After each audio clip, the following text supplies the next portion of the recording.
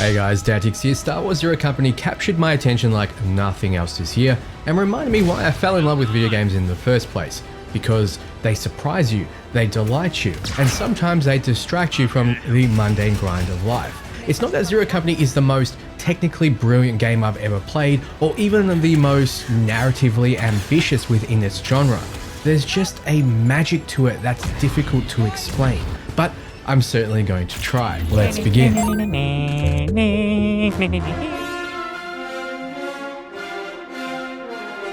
I've now spent well over 100 hours in Star Wars Zero Company, finished the game, immediately started another playthrough, and after all of that, I can confidently say, I don't think many people expected the game to be this good, myself included. A lot of you will look at Zero Company and think that if you've played XCOM before, you already know what to expect, and in some ways, sure, it's a turn-based tactics game. You build a squad, you upgrade them, make strategic decisions, then watch everything go horribly wrong because apparently 90% doesn't mean what you thought it meant. But Zero Company continually surprised me throughout my entire playthrough. When the credits rolled, I sat back in my chair with a smile on my face I genuinely haven't had since finishing the Mass Effect trilogy. And then immediately started another playthrough on the highest difficulty. With a new squad, all of my cosmetic unlocks carried over. Let's go. And you have to understand how stupid that decision was. This is one of the busiest periods of the year for me. I had Blood of the Dawnwalker to get through, trailers to prepare for, videos to make on Exodus, The Expanse of Cyrus Reborn, and other games I can't even talk about yet. And here I was, wasting my time playing a video game for fun. Unheard of. So, as to not waste any more of your time, do I recommend Star Wars Zero Company? No. Yes, I do. Could you imagine after all that glazing? I absolutely recommend the game if you enjoy Star Wars or if you enjoy turn-based tactics games. And weirdly, these kinds of games are also perfect for parents. You can basically stop at any moment. Your little one starts screaming because they put something up their nose again, no problem. Come back later and your squad is still patiently waiting for you to tell them which battle droid needs to die. If you enjoyed the Clone Wars, that's another massive reason to check this out. Without spoiling anything, and I'll try to keep this as spoiler-free as possible, there is some crossover here. Zero Company begins towards the end of the Clone Wars, around the beginning of Episode 3, and continues through that period. You play as Hawks, a fully customizable former Republic officer. You choose your gender, your species, your clothing, your specialization, your weapons, and so on. Hawks once commanded a clone battalion before being sent on an impossible mission. He was essentially set up to fail and ultimately disgraced. So naturally, you become a mercenary and form a Zero Company. You're eventually hired to investigate a mysterious cult known as the Infinite Coil, which appears to be spreading a plague across the galaxy. At least that's where the story begins, because the narrative eventually takes you across multiple sides of the war. But to survive it, you're gonna need a crew. When I want your medical advice, which is never, I'll ask.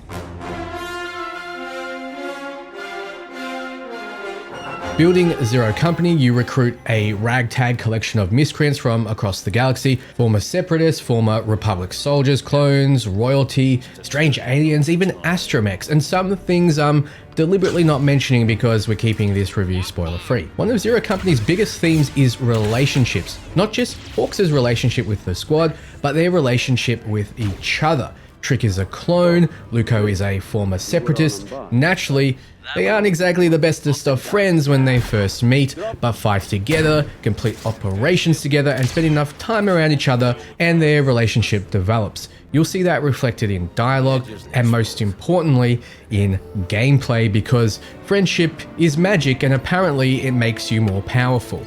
Would explain why I'm so weak. Besides the author companions, almost every operative you recruit can be completely customized just like Hawks, but they're not disposable XCOM grunts. Each has a personality and a voice that you can select. They banter with your squad, they talk to you and other operatives around the den, they have likes and dislikes based on your choices, they weigh in on certain decisions, and mechanically they can become every bit as powerful as the author companions if you're willing to invest in them. The author characters do have some differences. They come with unique talents and some with unique abilities, particularly the Jedi Padawan and Mandalorian warrior. Increasing your bond with them can unlock unique missions and rewards, but these are not mandatory. You'd think I'd bring the Jedi into every battle because, well, Jedi, but instead my main squad eventually consists of 2 completely custom characters and Trick the Clone, simply because their talents complemented how I wanted to play. I wanted to build a lot of intel and get a lot of money from rewards for completing missions, and I could customize their talent to do just that. So being able to customize exactly how I wanted to play is a massive compliment to the systems. Although it leads directly into one of my complaints, you can't create a custom Jedi or Mandalorian yet, maybe with DLC. I understand why. Narratively, having 12 Jedi Padawans sitting around the den while Order 66 is approaching might create a few problems, but I still wanted it. Give me my custom Jedi, cowards.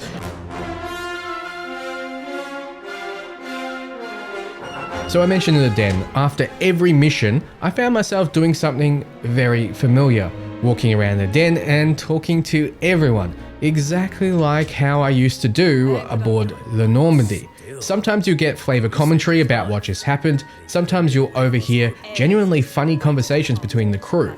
Occasionally you'll get interactive dialogue that can improve relationships or lead into new missions. It's one of the areas Zero Company pushes beyond what you'd normally expect from an XCOM style game. Think a little bit of Midnight Suns, although this is also somewhere I think Reactor could have gone a tad further. I wanted more reasons to speak with these people, more involved conversations, more decisions, more opportunities to shape Hawks' relationship with them. What's here is good, I just wanted another layer, especially because these people can die forever. We've got a casualty.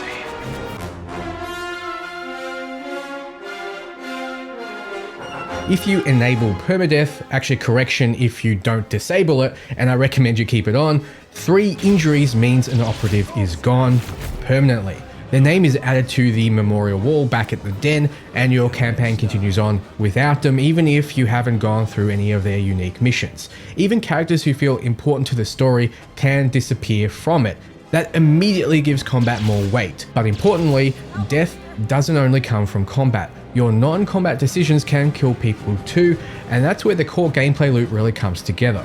Go on a mission, return to the den, talk to everyone, upgrade your squad, build new facilities, check out the black market, change your equipment, manage regional influence, then spend your intel sending operatives on operations and repeat. It's an incredibly satisfying loop.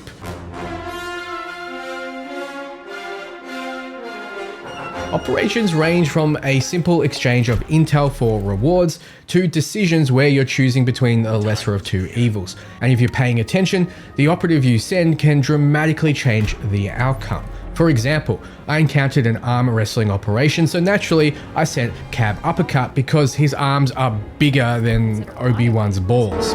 Critical success, more credits, sometimes you'll receive unique items, but send the wrong person and you can critically fail. That might mean losing the reward entirely, or worse, your operative comes home injured. And remember, 3 injuries, dead. So operations become their own little tactical puzzle. Where do you spend your limited intel? Which character is better suited to the task? Is the reward worth the risk? And do you complete it now? Because operations expire. Ignore one for too long and it's gone and you won't be able to do it at all.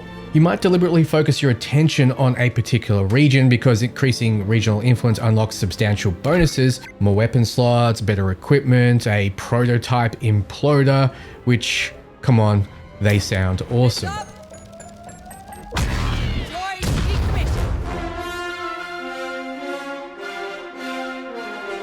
The other constant stream of decisions is how to build your operatives. Specializations can be changed whenever you're at the den, and any focus points you've invested into those characters are refunded. After cycle 18 in the campaign, you unlock dual specializations, and that's when things start getting a little silly. Now you can combine so many abilities and passives together to make some crazy combinations, keeping in mind that every operative can also use every weapon. Want your sharpshooter scout carrying a pistol?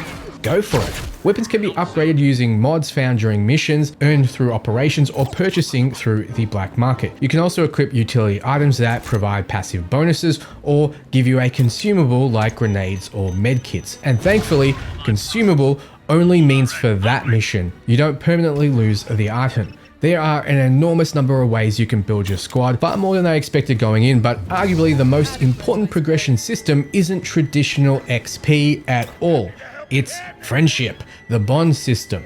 Bring operatives on missions together and they begin bonding. Have them support each other's attacks, heal one another, call in each other for backup, complete the full operation together. Eventually, the relationship levels up. When it does, they can undertake cross-training together. You're presented 3 random bonuses to choose from. Pick one and both characters permanently receive it. It might be something like +1 to crit damage. They don't even need to be on the same squad to have that bonus permanently applied.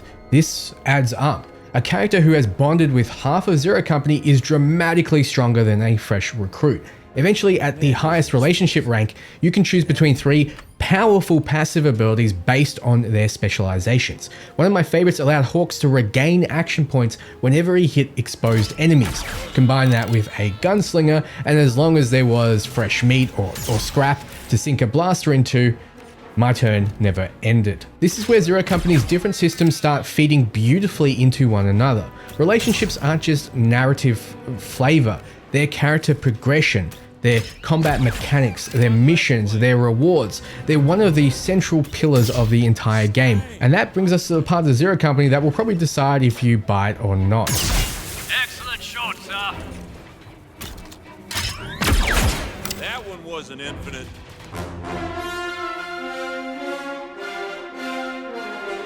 Combat. It's turn-based. For some of you, I've already lost you, but if you enjoy this kind of combat, Zero Company has an incredible amount of tactical depth. Even after finishing the game, I'm still finding new combinations, new builds, new ways to break encounters. Like mentioned, each operative has such depth of potential that it always feels like you have some new toys to play with and new combos to discover. It's a toy box that never truly closes. Each operative gets 3 action points and you're free to spend those points across your entire squad in whatever order you choose. Move one character, switch to another, fire, go back to the first, set overwatch, use your third character to knock an enemy into it. Suddenly everything lines up perfectly. And for approximately 12 seconds, you feel like the greatest tactical mind the galaxy has ever produced. Alongside action points is advantage, a resource shared by the entire squad. You build it by attacking enemies and through particular abilities and specializations. Then you spend it on powerful actions that don't consume your regular action points. Soldiers can launch a powerful, devastating rocket strike. Scouts can unleash ambushes that almost always one-shot a character. And eventually, you can build entire squads around generating advantage quickly enough that your turn just keeps going and going. It can become ridiculous in the best possible way. Something else I still adore after well over 100 hours is how combat looks when you're doing absolutely nothing. Characters continue firing upon each other, enemies duck behind cover, blaster bolts fly across the battlefield, Jedi deflect shots. None of it actually causes any damage. It's just ambience, but it makes these static turn-based battlefields feel like an active Star Wars firefight. More tactics games should steal this immediately. Obviously, you need something to shoot. The Separatists provide plenty of extremely cathartic battle droids to vaporize, but you'll also fight the Infinite Coil, Outlaws, and other things. The game continually expands its enemy roster as story progresses, and there's some genuine surprises I don't want to ruin here. More importantly, new enemies force you to reconsider how you want to fight, and they continually grow in strength based on the crisis missions you choose to resolve. If you're an XCOM veteran, I strongly recommend increasing the difficulty. I played the first campaign on normal, and I didn't have a single operative go down, never mind permanently die. For newer players though, normal should provide a substantial challenge, and I know that because I've watched some of my friends play it, well, try to. Expert difficulty is an entirely different beast. Combine it with the Beskar setting which disables save scumming, and you've got a genuinely brutal tactical game. I would not recommend doing that for your first playthrough unless pain is one of your hobbies. Learn the systems first, then suffer. Combat remains varied and enjoyable right through to the end of the game, although 1 or 2 missions did tend to drag on slightly longer than I would have liked. Most though are in that perfect sweet spot. Some missions also let you freely explore environments before encounters or after them. There's not a huge amount to discover, but these areas are beautiful, and transitioning seamlessly from tactical combat to third-person exploration is a fantastic change of pace. The first time it happened, I thought the game had frozen, which unfortunately brings us to Zero Company's biggest weakness: performance and jank. Evening, friend.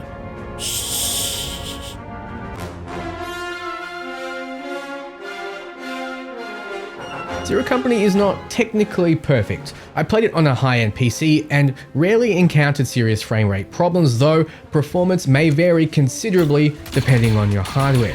What I did encounter was jank. The camera occasionally decided that giant objects between you and your target is the perfect place to sit and stay. Characters occasionally start headbanging like they're really enjoying the ambience as much as I do.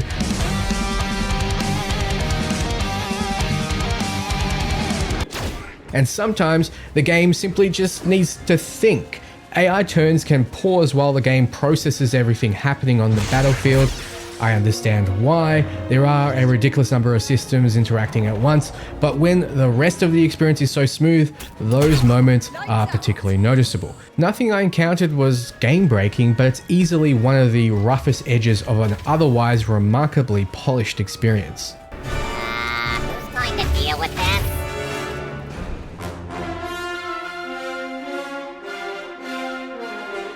What isn't rough is the sound. Good lord, I cannot overstate how much the soundtrack and the sound design contribute to this game. There were moments where the combination of music, story, and what was happening on screen genuinely had me tearing up.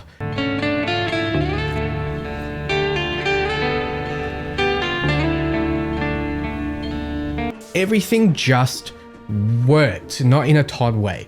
The timing of the score during major narrative beats, the soundscape during combat, the weapons, the droids, the explosions, the lightsabers. I mentioned this in my preview, but I spent an embarrassing amount of time testing different weapons just to hear and see their different animations.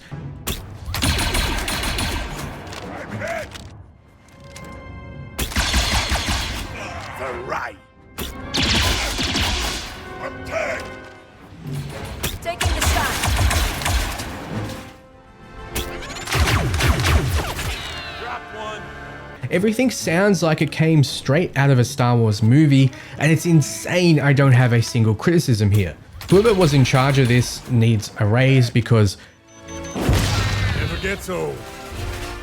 good sound design when gone is extremely noticeable, but great sound design pulls the experience into the next level so completely that unless you're looking for it, it goes unsung. Fisting gutty abacati.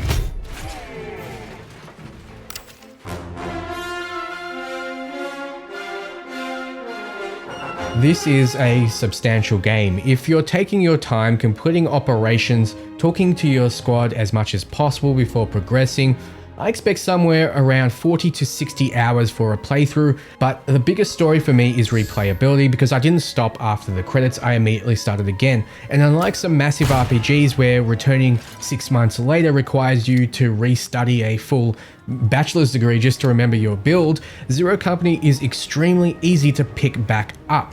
Again, making it perfect for parents. This isn't a parent review channel, but it seems to be coming that. We did it.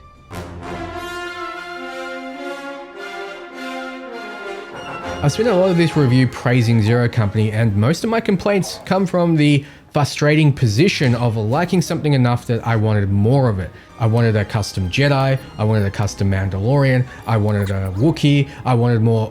No, actually, that's probably approaching spoiler territory. Let's just say, I really hope this game does well enough that Reactor gets to make some DLC for it. But there's one criticism that's considerably more important. For all my Mass Effect comparisons, Zero Company is not Mass Effect when it comes to choice and consequence, and that is probably my biggest disappointment.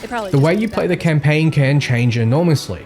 You can have different operatives, different builds, you can have different people dying, different operations, different upgrades, different approaches to combat, but the overarching narrative remains relatively linear. There are decisions, there are consequences, but don't go in expecting radically different endings or enormous branching storylines. I didn't necessarily expect that from Zero Company, but after seeing how much effort went into making these companions feel alive, I couldn't help imagining what this game would have been with another layer of narrative choice on top. More major fail states, more decisions that permanently redirect the story, more opportunities for my Zero Company to have a fundamentally different journey from yours. The foundation is so strong that you can see how easily something like that could push a sequel of this game into truly extraordinary territory. That hurts.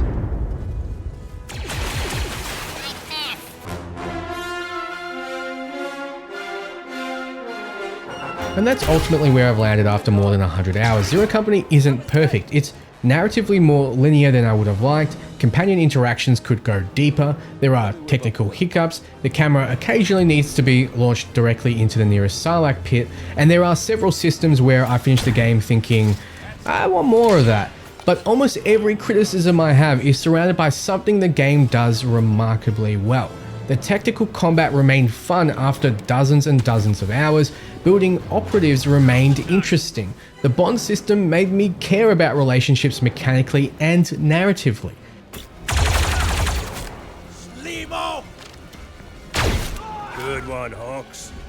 The operations gave me meaningful decisions between battles. The Den made my squad feel like an actual crew rather than 4 numbers on a character sheet. The audio presentation is phenomenal, and most importantly, Zero Company kept surprising me, and that's the thing I struggled to articulate at the beginning of this review. It's not one revolutionary mechanic, it's the accumulation of hundreds of little things. The first time combat seamlessly drops into third-person exploration, the first time 2 characters who hate each other start developing a friendship, the first ridiculous build you discover, the first familiar piece of Star Wars that catches you completely off guard, the first time a soundtrack hits exactly at the right moment, and the little things that I really can't show you because some surprises deserve to remain surprises. Even deep into the endgame, Star Wars Zero Company was still introducing mechanics, enemies, story moments, and little details that made me smile. I went into my original preview expecting XCOM in the Star Wars universe. After 18 plus hours, I said it was much more than that. Now after finishing the game and playing through it multiple times, I stand by it. This is unmistakably a turn-based tactics game. It owes plenty to XCOM. There are flashes of Midnight Suns, and the Den and its companions give me feelings I haven't had since Wandering Out of Normandy, but Zero Company ultimately becomes its own thing. A tactical Star Wars game built around a simple idea.